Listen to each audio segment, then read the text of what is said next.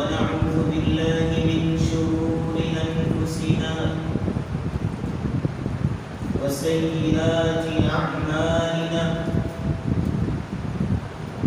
من يهده الله فلا مضل له ومن يضلل فلا هادي له أشهد أن لا إله إلا الله وحده لا شريك له وأن محمدا عبده ورسوله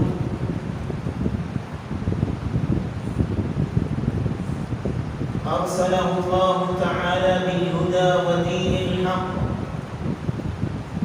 ليظهره على الدين كله فبلغ الرسالة وأدى الأمانة ونصح الأمة وجاهد في الله حق جهاده حتى أتاه اليقين صلوات الله وسلامه عليه وعلى آله وأصحابه ومن تبعهم بإحسان إلى يوم الدين أما بعد فأعوذ بالله من الشيطان الرجيم بسم الله الرحمن الرحيم يا أيها الذين آمنوا اتقوا الله حق تقاته ولا تموتن إلا وأنتم مسلمون يا أيها الناس اتقوا ربكم الذي خلقكم من نفس واحدة وخلق منها زوجها وبث منهما رجالا كثيرا ونساء واتقوا الله الذي تساءلون به والأرحام إن الله كان عليكم رقيبا يا أيها الذين آمنوا اتقوا الله وقولوا قولا سديدا يصلح لكم أعمالكم ويغفر لكم ذنوبكم ومن يطع الله ورسوله فقد فاز فوزا عظيما أما بعد فإن خير الحديث كتاب الله وخير الهدي هدي محمد صلى الله تعالى عليه وسلم وشر الأمور محدثاتها وكل محدثة بدعة وكل بدعة ضلالة وكل ضلالة في النار. سامعین محترم، حاضرین مجلس،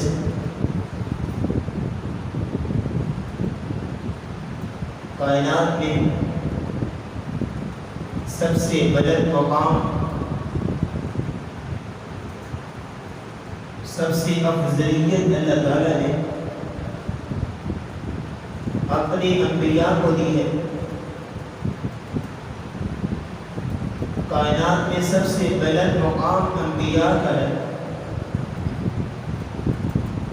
اور پھر اس کے بعد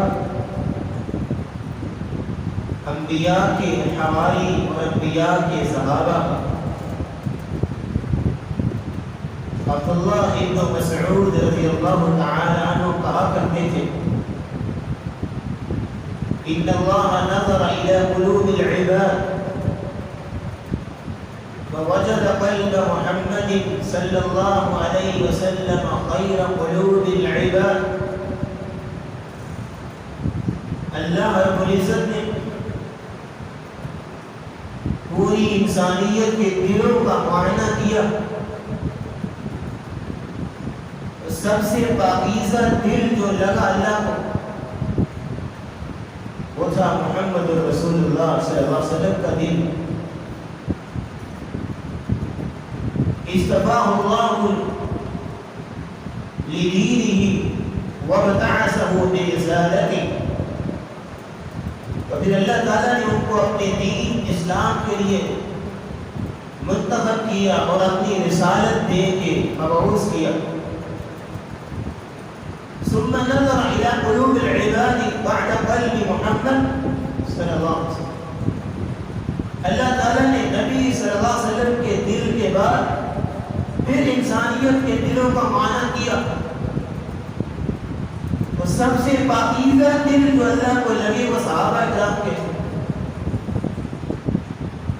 تو اللہ تعالیٰ نے فَجَعَلَهُمْ وُزَرَاءَ لِنَبِيِّهِ اصطفاء اللہ بصحبت دینہ ونقل دینہ.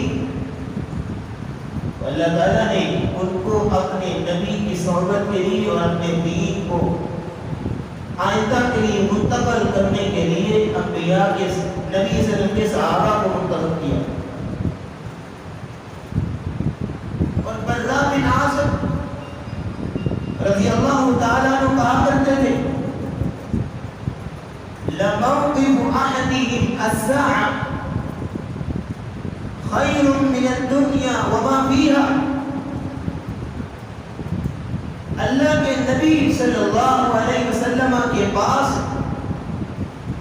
ایک گھڑی کے لیے ٹھہرنا ایمان کی حالت میں. صحابہ کرام کا نبی علیہ السلام کے پاس ایک گھڑی کے لیے ٹھہرنا خیر من الدنیا وما فیہا. دنیا اور جو کچھ اس میں ہے سب کچھ بیچ دیا جائے, اس گھڑی کی جو قیمت ہے پوری دنیا اس کی قیمت کا مقابلہ نہیں کر سکتے.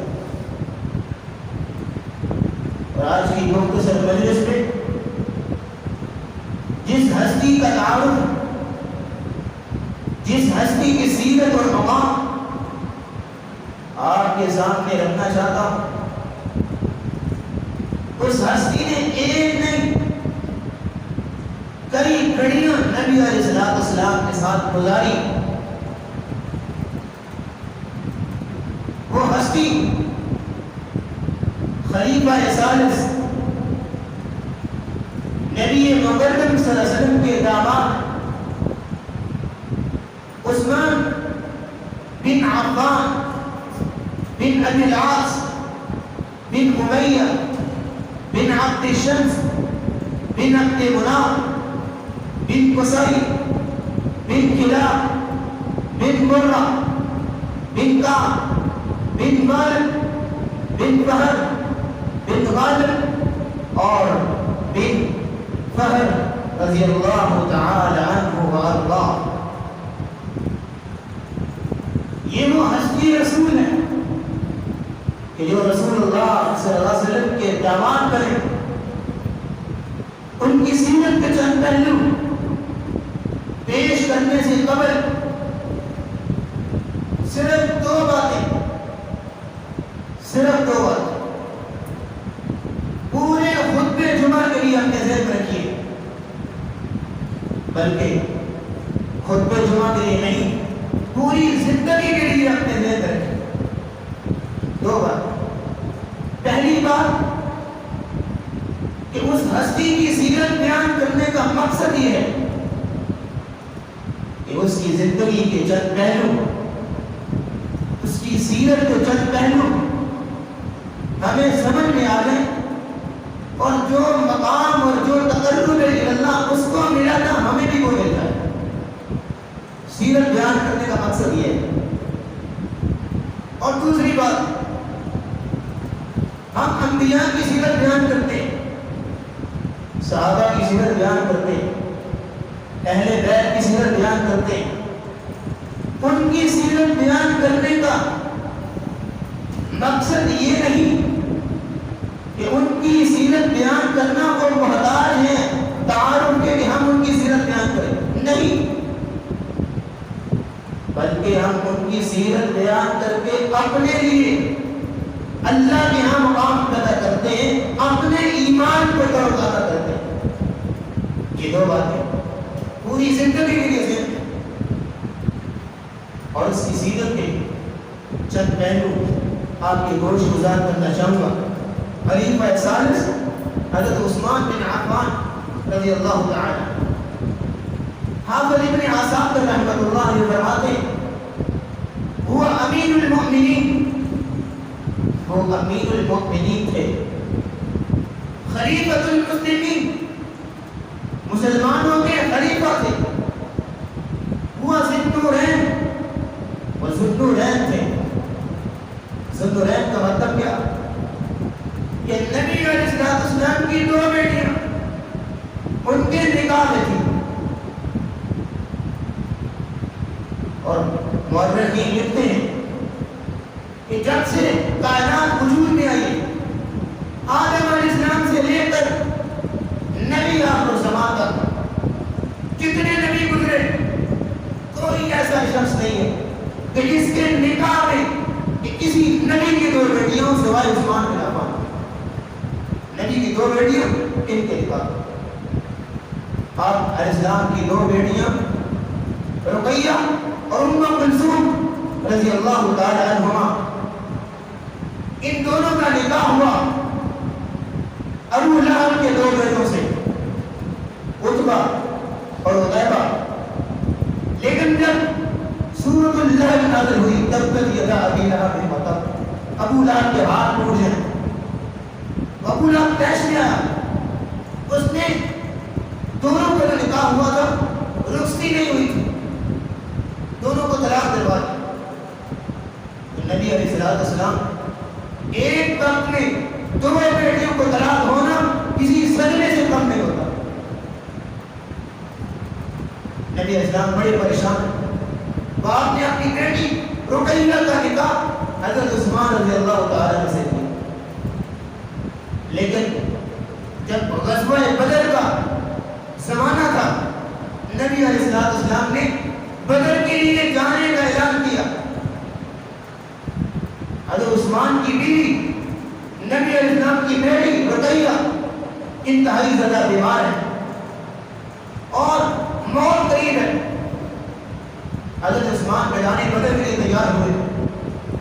نبی علیہ السلام نے کہا کہ ٹھہرو، آپ اپنی بیوی کے پاس رہیں، اس کی دیکھ بھال کریں، وہ زندگی اور موت کی جنگ لڑ رہی ہے. حضرت عثمان اپنی بیوی کی خدمت کے لیے پاس ہے. نبی اسلام غزوہ بدر میں پیچھے آپ کی بیٹی دنیا سے چل بسے. آپ کو اپنی بیٹی کا آخری نگاہ بن کے جنازہ پڑھنا نصیب نہیں ہو. حضرت عثمان نے جنازہ پڑھایا. حضرت عثمان غم زدہ. نبی علیہ السلام واپس لوٹے. کہا عثمان غم کی بات نہیں، اپنی دوسری بیٹی ام کلثوم بھی جو ہے وہ نکاح دے دے تو ہمیں جماعت یہ ہے ذوالنورین. لیکن ایک وقت آیا جب ام کلثوم بھی چل رہی. نبی اسلام عثمان اب تو میری بیٹی ہوئی. اور ایک روایت ملتی ہے جس میں تھوڑا سا کلام ہے کہ نبی اسلام نے بتا کر 40 بیٹیاں بھی ہوگی تو یکے بعد دیگر عثمان کے نکاح میں دے دے. کیا شان کہ نبی علیہ السلام عام بندہ ہے. حافظ ابن عساکر کہتے ہیں ہوا ذوالنورین، وہ ذوالنورین تھے، وذوال ہجرتین، اور دو ہجرتیں کرنے والے. دو ہجرتیں کی. عام مسلمانوں نے ایک ہجرت کی مکہ سے مدینہ، عثمان نے دو ہجرتیں، ایک مکہ سے حبشہ اور ایک مکہ سے مدینہ. دو دفعہ اللہ کے دین کے لیے اپنے بدن کو چھوڑا. اپنے بدن سے محبت نبیوں کو بھی تھی. نبی علیہ السلام نے مکہ کو جب چھوڑا ہجرت مدینہ کے لیے تو نبی علیہ السلام مکہ کو کہہ رہے تھے مکہ تم مجھے میری جان سے زیادہ عزیز ہو، لیکن تیرے رہنے والے مجھے یہاں رہنے نہیں دیتے. جب صلح حدیبیہ کا وقت تھا کیسے مسلمان ٹوٹے مکہ کی طرف کہ ہمیں آج عمرہ کرنے کی سعادت نصیب ہو. وطن سے محبت انبیاء کو بھی تھی. آج پاکستانیوں کا انڈیپینڈنس ڈے ہے. وطن سے محبت ایک پیغام دینا چاہتا ہوں. وطن سے محبت ناچ گانے سے نہیں،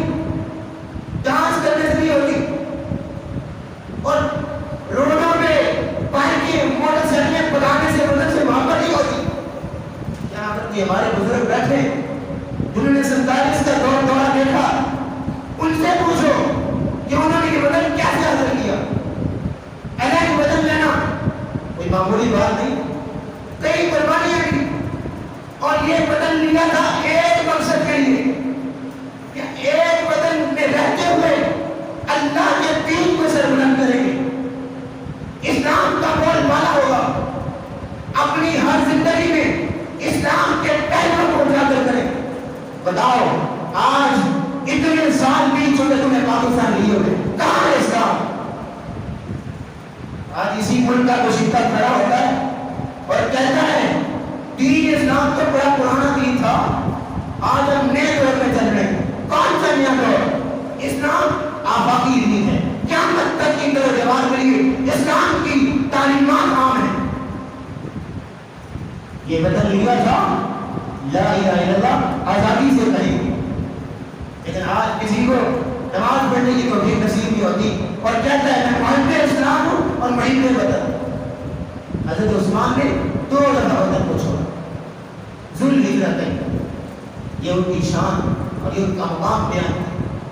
اور نبی صلی اللہ علیہ وسلم نے اپنی زبانی اپنے منہ سے یہ الفاظ ادا کیے، آپ نے فرمایا ارحم بامتی من امتی ابو بکر، میری امت میں سب سے نرم دل آدمی ابو بکر، واشدہم فی امر اللہ عمر، اور سب سے دین کے معاملے میں سب سے غیر مند عمر ہے، واصدقہم حیاء، اور سب سے زیادہ حیا والا سچی حیا والا عثمان، واقضاہم علی بن ابی طالب، اور فیصلے کرنے کی مہارت، جج میں اور عدالت میں مہارت یہ علی رضی اللہ تعالیٰ عنہ، وَأَعْلَمُهُمْ بِالْحَلَالِ وَالْحَرَامِ مُعَاذ بن جبل، حلال و حرام کی سب سے زیادہ پہچان معاذ بن جبل رضی اللہ تعالیٰ عنہ، وَأَقْرَبُهُمْ أُبَيْ بن كعب، سب سے بڑا قاری ابی بن کعب ہے، اور آپ علیہ السلام نے فرمایا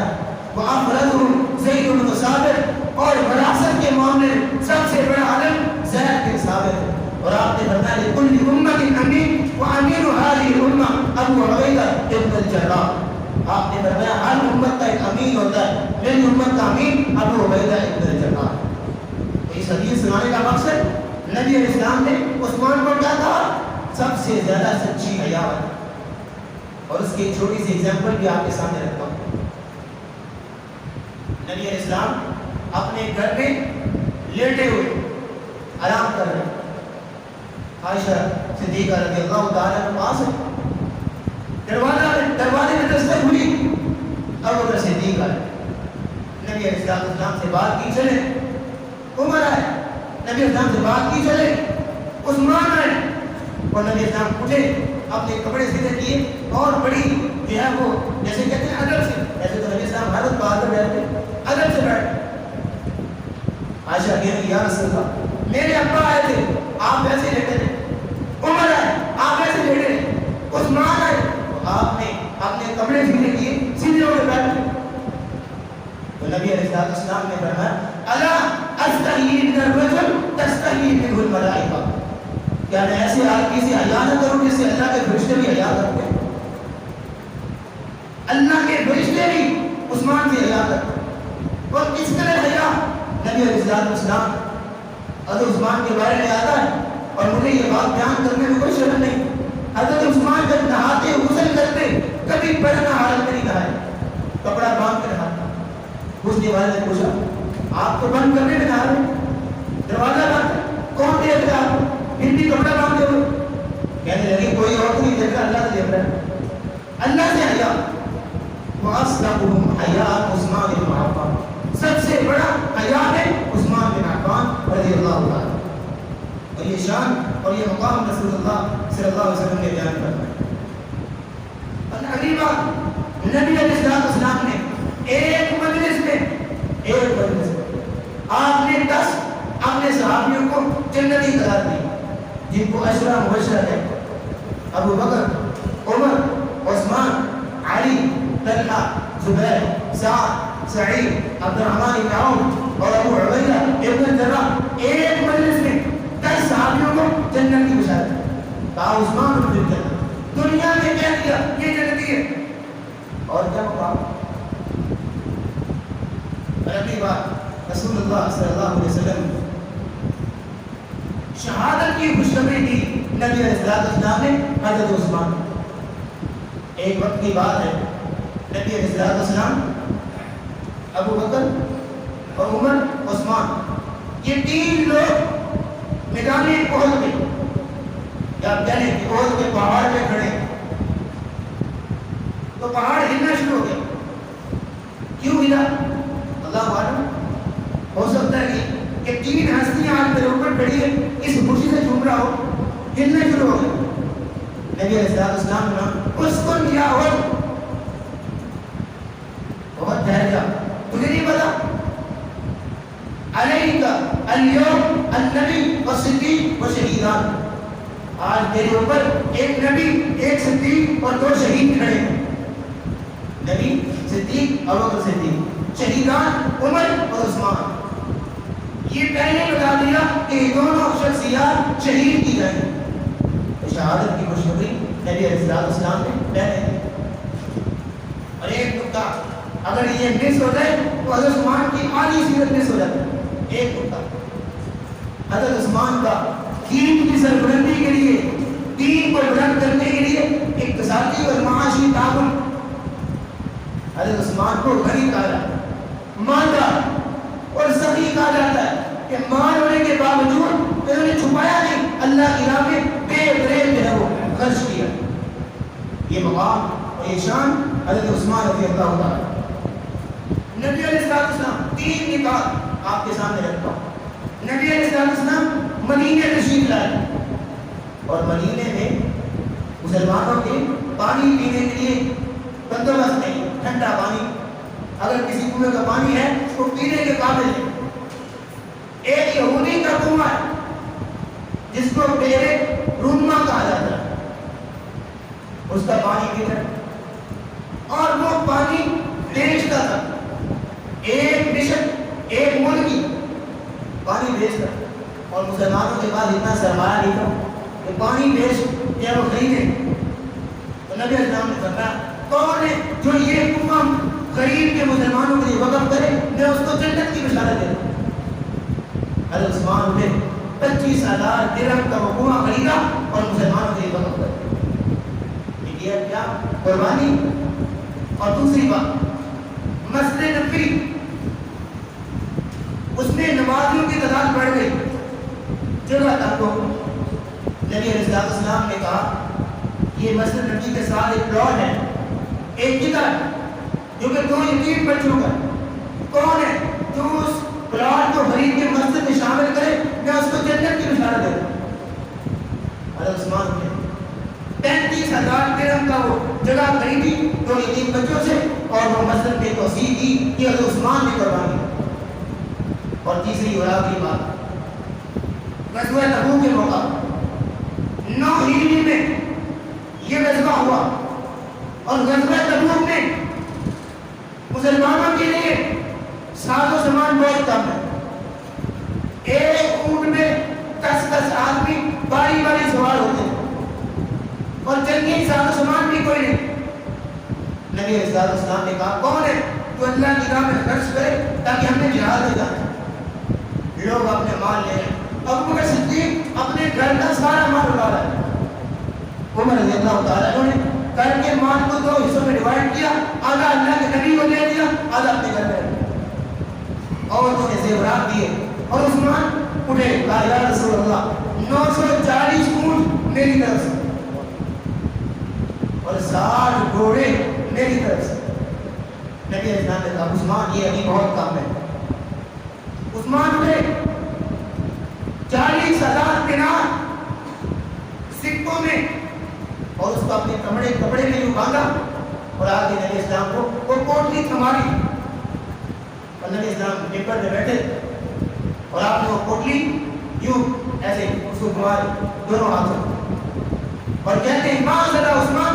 مسجد نبی میں سارے صحابہ موجود ہیں. آپ نے فرمایا ماں زدہ عثمان ماں عمل بعد اليوم، آج کے بعد عثمان کوئی عمل نہ کرے پکا جنتی. کیا شاء. اور اس کے بعد عثمان نے نمازیں پڑھنی چھوڑ دی نہیں، اس کے بعد بڑھ چڑھ کے عمل کرتے. اور یہ اقتصادی تعاون اور معاشی تعاون حضرت عثمان نے اسلام کی سربلندی میں دیا۔ اور اس کے بعد اگلی بات، مسلمانوں کو نبی صلی اللہ علیہ وسلم کو خواب آیا کہ آج بیت اللہ کا طواف کر رہے ہیں، اور بہت سال بیت چکے تھے، مسلمانوں کو خانہ کعبہ کا منہ دیکھے ہوئے، بڑی تڑپ اور بڑا جوش آیا، صحابہ کو بتایا اور چل پڑے، صلح حدیبیہ کے مقام پہ جا کے رکے کہ جا کے مکے والوں کو بتائیے کہ ہم لڑنے نہیں آئے، صرف عمرہ کے لیے سے آئے۔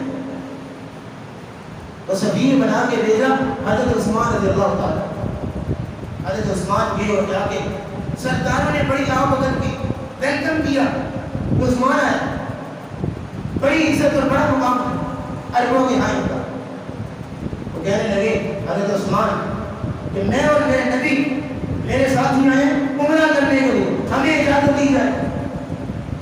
لوگوں نے کہا عثمان آپ کے ہم پہ بڑے احسانات ہیں، آپ عمرہ کیجیے، زمزم پیجیے، وہ جو کچھ کرنا کیجیے، آپ کے ساتھیوں کو اجازت دیں۔ عثمان کہنے لگے میں اپنے نبی کے بغیر کیسے بیت اللہ کا طواف کر سکتا؟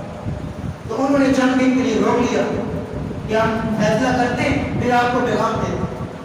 اور مسلمانوں نے ادھر افواہ پھیل گئی کہ حضرت عثمان کو شہید کر دیا گیا۔ صحابہ نبی علیہ السلام نے کہا اے صحابہ ادھر آؤ، میرے ہاتھ میں بیعت کرو، کہ ہاتھ میں بیعت ہے۔ اور نبی علیہ السلام بیعت کرے اپنے صحابہ کی، اور آپ نے کہا یہ میرا ہاتھ ہے، اور اوپر ہاتھ کا یہ عثمان کا ہاتھ، اپنے ہاتھ کو نبی علیہ السلام نے عثمان کا ہاتھ قرار دیا۔ یہ کس قدر شان اور عظمت کی بات ہے۔ یہ جو سیرت کے چند پہلو آپ کے سامنے رکھے، اس کے بعد آپ خلیفہ بنے، اور خلیفہ بننے میں آپ نے بہت ساری فتوحات حاصل کی، دین کی بہت ساری خدمت کی، اور اس میں بھی بہت سارے پہلو آتے تھے جب آپ خلیفہ بنے تو۔ لیکن ہمارا جو وقت ہے وہ اس چیز کا متحمل نہیں ہے، اس کی عبادت کا اظہار کیا جائے۔ آخری نقطہ آپ کے خطبے میں آپ علیہ السلام کی شہادت ہے اس کو بیان کرتے ہیں۔ آپ خلیفہ بنے لیکن آپ کے مخالفین بڑے۔ ایک یہودی تھا عبداللہ بن سبا، اس یہودی نے بظاہر اسلام قبول کیا لیکن تھا یہودی اور اسلام کو مٹانا چاہتا۔ اسی انتقام میں اس نے عمر رضی اللہ تعالیٰ کو شہید کروایا اور پھر حضرت عثمان کو بھی، اور اس نے اپنے ساتھی بنوائے، اور جتنے بھی خارجی تھے سارے اس کے ساتھ مل گئے۔ قصہ مختصر، ایک دن حضرت عثمان رضی اللہ تعالیٰ ممبر پہ کھڑے خطبہ دے، اور وہ عصا جس کو پکڑ کے نبی اسلام کی خطبہ دیا کرتے ہیں، اور وہ عصا جس کو پکڑ کے ابو بکر نے خطبہ دیا، وہ عصا جس کو پکڑ کے عمر نے خطبہ دیا مسجد نبی میں، اور پھر وہی اس عصا عثمان نے پکڑا، اور ایک خارجی اور ایک سبائی اڑتا ہے اور حضرت عثمان سے وہ عصا پکڑ کے دیوار پہ دے مارا، اور ممبر سے نیچے اتر آتا ہے، تیرا خطبہ سننے نہیں چاہتا۔ اندر سے یہودیت تھی۔ آپ علیہ السلام کو انہوں نے زد و گم کیا، ساتھیوں نے پکڑا اور گھر لے گئے۔ انہوں نے گھر کا محاصرہ کیا، گھر کو اپنے قبضے میں لیا اور اعلان کیا آج کے بعد تم مسجد نبی میں خطبہ نہیں دے سکتے۔ چند دن کے بعد کہا آج کے بعد نہ مسجد نبی میں نماز نہ پڑھ سکتے ہو نہ پڑھا سکتے۔ چند دن کے بعد اعلان کیا تمہارا کھانا پینا بھی بند ہے، اور مورخین نے مختلف ایام لکھے 40 دن تک پانی بند رہا۔ کیسے پیتے ہوں گے، کیسے کھاتے ہوں گے، کیسے زندگی گزر رہی ہوگی، اللہ ہوا ہے، اللہ اپنے جاری خزانوں سے خلاف ملا ہوگا۔ 40 دن تک پانی بند۔ ایک دن علی رضی اللہ تعالیٰ عنہ ہاتھ میں مشکیزہ پکڑے اپنے بھائی کو بلانے کے لیے آتے، بظاہر کھڑے تھے دروازے میں، سیدھا پکڑا اور پھینک دیا، گرا دیا۔ عثمان علی کہتے ہیں ان کا قصور کیا، کیوں مارنا چاہیے؟ تو حضرت علی نے اپنے دو بیٹوں حسن اور حسین کو تلواریں پکڑا کے عثمان کے دروازے پہ کھڑا کیا۔ ابن کثیر نے البدایہ والنہایہ میں یہ بات لکھی ہے، کھڑا کیا دروازے، کہا میرے بھائی کی حفاظت کرو۔ آج ہم نے ان دونوں کے درمیان پھوٹے ڈالے، وہ تو آپس میں اتنی محبت کرنے والے، ایک دوسرے کے لیے جانے دینے والے، محمد رسول اللہ والذین معه اشداء علی الکفار رحماء بینہم، آپس میں بڑے نرم تھے۔ اور ایک دن آخری بات، ایک دن عثمان رضی اللہ تعالیٰ گھر کی چھت پہ چڑھے اور کہتے ظالموں میرا قصور کیا ہے؟ آج تم مجھے مدینے کے کنویں سے پانی پینے نہیں دیتے۔ یہ نہیں تھا جس نے مسلمانوں کے لیے پہلے روما غریب کے وقت کیا تھا۔ یہ صحابی کو دلا رہے، ان کو یاد دلا رہے کہ تم آج مجھ پہ ظلم کر رہے ہو، یہ نہیں تھا جس نے کنواں خرید کر دیا، اس کا پانی آج تم مجھے پینے نہیں دیتے۔ کہنے لگے مسجد نبی میں تم مجھے نماز پڑھنے نہیں دیتے، یہ نہیں تھا جس نے ایک پلاٹ خرید کے مسجد نبی میں توسیع کی۔ خیر آپ جمعے کا دن ہے 18 ذوالحجہ، اور جمعے کا دن آپ صبح سویرے کوئی کپڑے پہنے اور جمعے کے لیے تیار ہوئے، گھر میں پہلا پڑھنا شروع کر دیا۔ اور ایک روایت مصنف ابن شیبہ کی راوی بیان کرتے ہیں کہ ایک رات قبل جمعرات کی رات، اس کو شب جمعہ کہتے، رات کو خواب آیا، نبی علیہ السلام ابو بکر عمر ملے اور کیا کہتے ہیں؟ حضرت عثمان یہ 40 دن جو پانی بند رہا، روزانہ روزہ رکھتے، روزانہ رات کو قیام کرتے، تھوڑے دن سو جاتے، روزانہ روزہ۔ اس دن بھی روزہ تھا 18 ذوالحجہ۔ خواب آیا عثمان آؤ آج افطاری گئی ہمارے یہاں، اور اسی نے شہادت دی، آج ہماری افطاری ہمارے یہاں۔ کون دعوت دے رہے؟ ابو بکر عمر عثمان اور نبی اسلام، اور اسی نے شہادت۔ پہلا پارہ شروع کیا قرآن کی تلاوت کرنے، اور جب سورۃ البقرہ آیت نمبر 127 یہاں پہنچے، فَإِنْ آمَنُوا بِمِثْلِ مَا آمَنْتُم بِهِ فَقَدِ اهْتَدَوْا فَإِنْ تَوَلَّوْا فَإِنَّمَا هُمْ فِي شِقَاقٍ فَسَيَكْفِيكَهُمُ اللَّهُ وَهُوَ السَّمِيعُ الْعَلِيمُ۔ جب اس آیت میں پہنچے، چند ملعون دروازے کی چھت پھلانگ، گھر کی چھت پھلانگ کے اندر آ گئے، ایک نے آ کے سر پہ تلوار ماری، خون نکلنا شروع، اور اس آیت پہ خون گرا۔ اور مورخین کہتے ہیں کہ آج یہ قرآن اور اس کے اوپر عثمان کے خون کے نشانات ترکی کے میوزیم میں قرآن موجود ہے۔ اس نے تلوار ماری، ایک نے آ کے ٹانگوں میں تلوار ماری، ٹانگ گر گئی، اور پھر مارتے گئے، ضربوں کرتے گئے۔ آپ کی بیوی نائلہ آگے بڑھتی ہے، بچاتی ہے تلوار کے وار کو، اور تلوار کا وار جو ہاتھ پہ لگا، آپ کی بیوی نائلہ کی انگلیاں کٹ گئی۔ اور انہوں نے کہا جب شہید ہو گئے، انہوں نے اعلان کیا کوئی بھی اندر نہ آئے، عثمان کی نعش کو جس نے باقی کوئی بھی ہاتھ نہ لگائے۔ اور 3 دن تک جمعہ ہفتہ اتوار جس دن باقی گھر میں پڑا رہا، کہیں پہ جہاں پہ ظالموں نے شہید کیا، بیوی پاس بیٹھی ہے رو رہی ہے۔ 3 دن کے بعد اتوار والے دن نبی اسلام کی بیوی ام حبیبہ رضی اللہ تعالیٰ، جو کہ ابو سفیان رضی اللہ تعالیٰ کی بیٹی ہے، وہ آگے آئی اور کہتی ہے ظالموں تم کہتے عثمان کا کفن دفن نہیں کرنے دیں گے، اگر تم اس چیز کی اجازت نہیں دو گے میں نبی کی بیٹی تمہارے خلاف تلوار اٹھاؤں۔ جب انہوں نے کہا کہ نبی کی بیوی، جب انہوں نے کہا نبی کی بیوی اٹھی ہے تو ان کو غیرت آئی کہ آپ تو ہماری ریپوٹیشن خطرے میں پڑ جائے گا کہ نبی کی بیوی ہمارے خلاف تو وہ پیچھے ہٹ گئے۔ حضرت علی نے، حضرت حسین اور حسن نے، وہ چند صحابہ کوئی 10,000 کوئی 1000 کا مجمع نہیں چلا دیں، رات کی تاریکی میں چند لوگ جنازہ لے کے جا رہے ہیں اور ظالموں کو ابھی بھی صبر نہیں ہے، چھتوں پہ چڑھ کے میت کو پتھر مار رہے ہیں، رات کی تاریخ میں دفن کیا گیا۔ یہ ہے مظلوم مدینہ، یہ ہے خلیفہ ثالث، یہ ہے اس کی سیرت اور اس کی عظمت جو آپ کے سامنے چند پہلو میں نے رکھے۔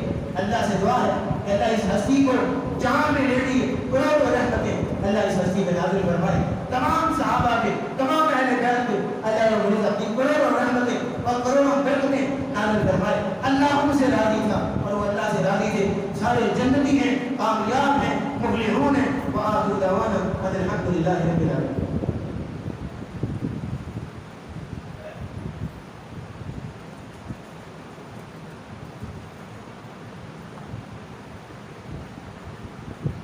الحمد لله نحمده ونستعينه ونستغفره ونعوذ بالله من شرور أنفسنا ومن سيئات أعمالنا، من يهده الله فلا مضل له ومن يضلل فلا هادي له، وأشهد أن لا إله إلا الله وحده لا شريك له، وأن محمدا عبده ورسوله۔